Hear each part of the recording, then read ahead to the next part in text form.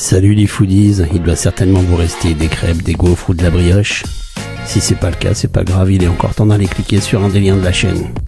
La posologie est simple, 1 à 2 fois par semaine suivant la taille de votre tribu.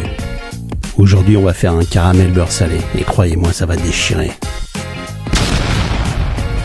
Je vous conseille de préparer tous vos ingrédients à l'avance. C'est très simple, il n'y en a que 4. 150 g de sucre, 50 g d'eau, 50 g de beurre et 25 cl de crème liquide. Tu mets ton sucre et ton eau dans une poêle bien propre et tu touches plus à rien. Interdiction formelle de venir toucher ça avec une cuillère. Tu remues juste un peu ton boule et la poêle. En quelques minutes, ça va commencer par prendre une couleur dorée puis ambrée. Au niveau des parfums, ça va sentir divinement bon. À ce stade de la recette, tu peux te servir de cette mixture pour tes pilules SIF.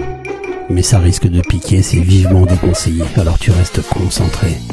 Et ouais, ça sent très bon, et même si t'en as très envie, tu ne laisses surtout pas le doigt dedans pour goûter.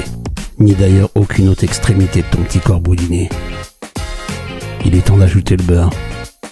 Attention, avant de verser ta crème, tu t'assures qu'elle soit bien à température ambiante. Si elle est trop froide, ça va te péter au nez.